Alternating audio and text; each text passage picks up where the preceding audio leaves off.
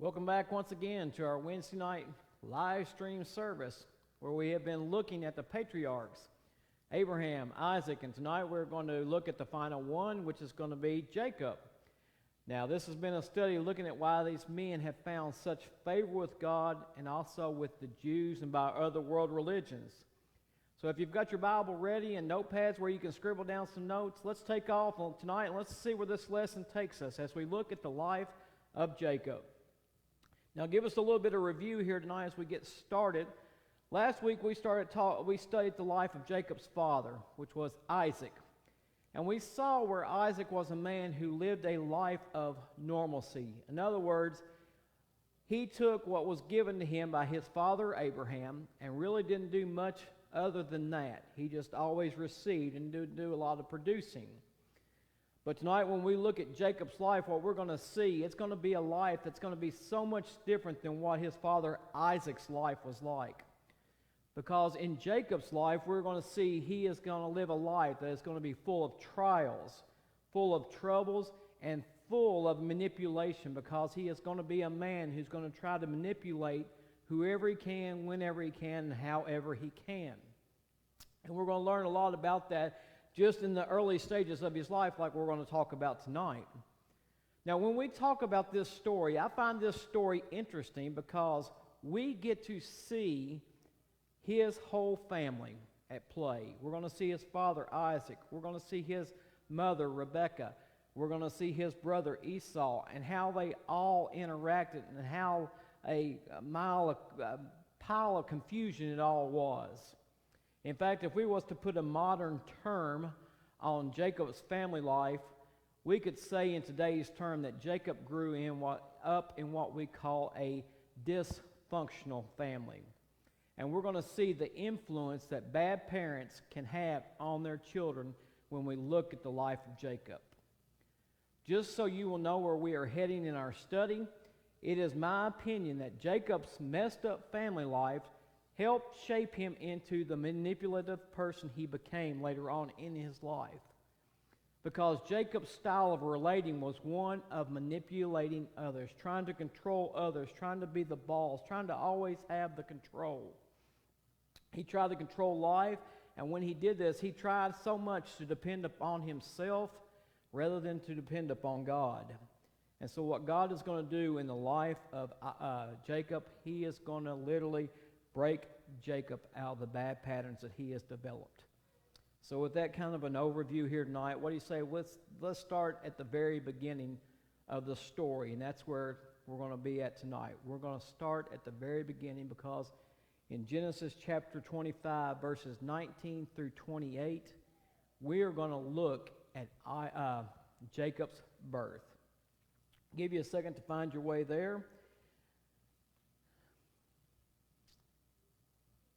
Now, Genesis chapter 25, verse 19 starts out just like this. It says, "This is the genealogy of Isaac, Abraham's son. Abraham begot Isaac. Isaac was 40 years old when he took Rebekah as his wife, the daughter of Bethuel, the Syrian, of Padan Aram, the sister of Laban, the Syrian. Now Isaac pleaded with the Lord for his wife because she was barren. And the Lord granted his plea, and Rebekah, his wife, conceived." Now, once again, what we're going to see, and I'm going to stop right here because I'm going to try to break down each section as we go through it. What we're seeing right here, once again, we are going to be seeing the hand of God at play in the life of Isaac and in the life of Rebekah, much like we did in the life of Abraham and Sarah, because Rebekah was struggling. Just like Sarah did, she struggled because she was barren and she was unable to have any children. Now, in case we have forgotten, since we talked about Sarah and her being barren, let me just remind us once again that being barren during this time, during this culture, was actually considered a disgrace. If you could not bear children, it brought shame down upon you, but it also brought shame down upon your family. Because there was a mindset back then that if you could not bear children, then you were not in good standing with God. But unlike his father Abraham, who tried to fix the problem of his wife not being able to have the promised child by having a child by Hagar instead, Isaac does something totally different than what his father did. You see, when the trouble was that they were having, Isaac automatically takes it to the Lord. He takes his worry. He takes the struggles that his wife is having, and he cries out to the Lord. And I think if we look at this in a grand scale here, I think maybe Abraham done some good in raising Isaac and teaching Isaac, because it could have been very easy for Isaac to follow in the footprints of his father and gone and done the same mistakes his father did, but instead Isaac didn't. So maybe he learned something from his father. But when we look at the story of the patriarchs, something I find very interested in reading the stories of them is the way they looked at the ability to birth a child. They looked at the birth of a child as being a blessing given to them by God. They praised God for the miracle of birth. And right here, God heard Isaac's prayer, and he answered him by allowing Rebekah to conceive. And we're thinking to ourselves right now, that's wonderful. That's good news, right? Well, it is wonderful, and it is good news up until the point until Rebekah started having a weird feeling. Much like something was going on inside of her that was wrong. She started worrying about these things. Now, the amazing thing about mothers is this. They can usually tell when something is not right. I remember one time when Audrey was pregnant the first time. She went to work in the morning, and she got there, and she hadn't felt James move a whole lot. And she started becoming worried and started having some issues. So there was an older lady there that she taught along beside, and she said, well, maybe at the end of the day, you need to go and contact your doctor. And she did. Unfortunately, it was Labor Day weekend, and the doctor's office said, well, we're not going to see anybody today, but here's what we're going to recommend for you to do. We're going to recommend that you go right on to the ER and let them see and monitor your condition there, and maybe they can figure out if anything is wrong. So needless to say, we spent the afternoon in an emergency room under close observation by nurses and by doctors, and come to find out there was no problem. Everything was fine. In fact, James came along just 4 short days after that. But how many mothers are sitting out there tonight can identify with a situation like Rebekah's feeling here? Maybe during your time of pregnancy, you felt that cause to worry. You felt like something wasn't right. Because I doubt Rebekah was the only one who's ever felt this concern, and who was the only one that ever worried the times while she was pregnant. But you see, mothers know when something is not right, and Rebekah was no different. Immediately she got concerned, and that concern started coming over her and started kind of controlling her mindset. So much like her husband did in his time of struggle and trying to figure out what to do, she took her concerns to God, just like Isaac did. And she asked God, she says, what's going on here? I'm feeling something's not right. Can you explain to me what's happening? And God does a good job by doing this. Let's keep reading here. Let's look at verse 22. Let's go all the way down through 27 or 28. Verse 22 says, but the children struggled together within her. And she said, if all is well, why am I like this? So she went to inquire of the Lord. And the Lord said to her, 2 nations are in your womb. 2 people shall be separated from your body. 1 people shall be stronger than the other, and the older shall serve the younger.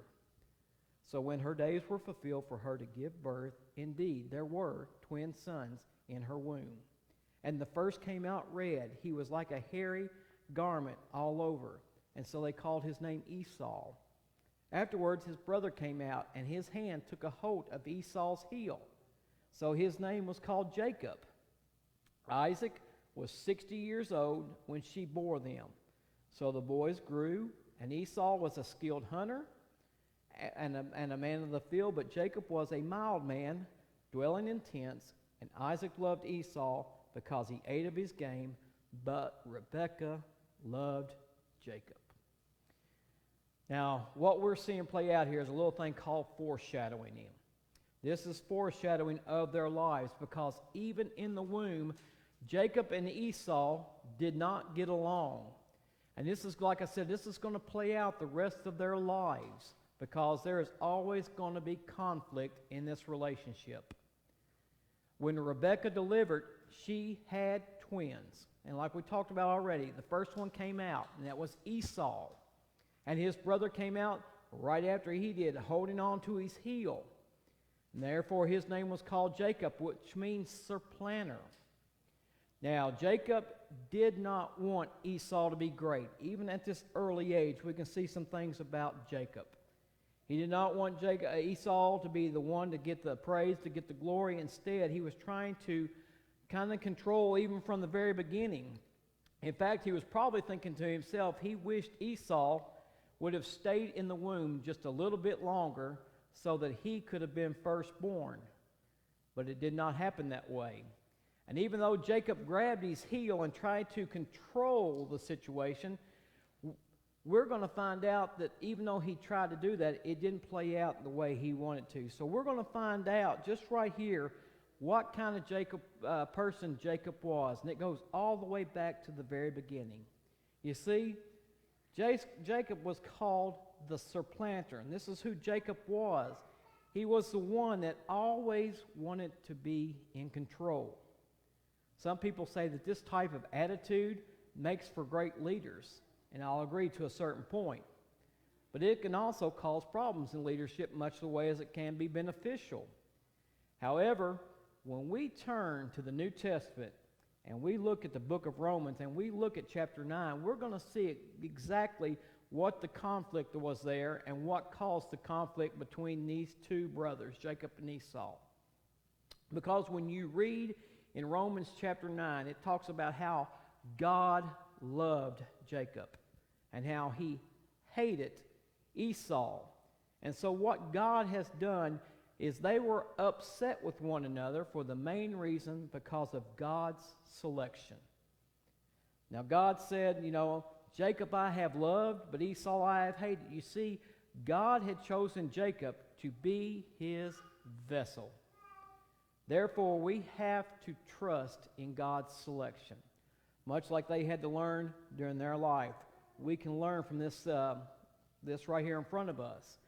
We have to learn to trust in God's relation. We have to learn to believe that God can bring any of us to perfection. God never gives up on anything, no matter what he starts. He does not give up halfway through. After all, God repeatedly tells us, I am the Alpha, I am the Omega. He says, I am the beginning and I am the end. What he has started, guess what? He's going to complete. If God has chosen us, then we have to learn to trust and commit ourselves into his hands and into his timing, because you see, everything falls into God's timing and not our own. And when we rely upon God's timing, he will bring us into perfection. And this was the same in Jacob's case right here. God chose Jacob.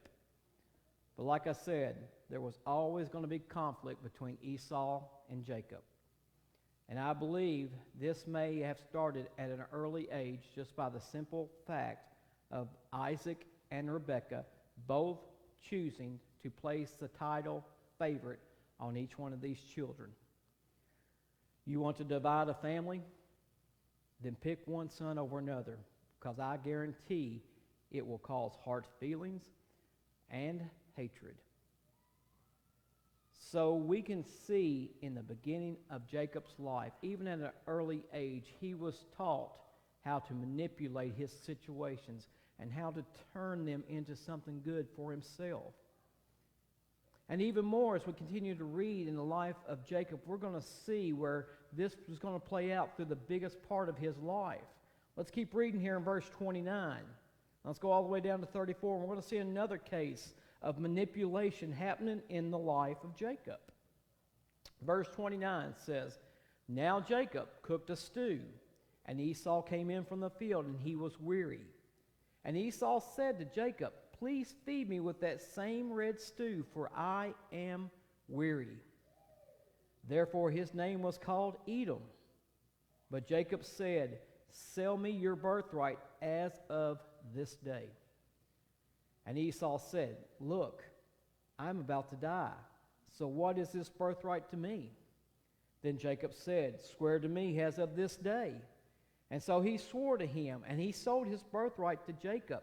And Jacob gave Esau bread and stew of lentils. Then he ate and drank and arose and went his way.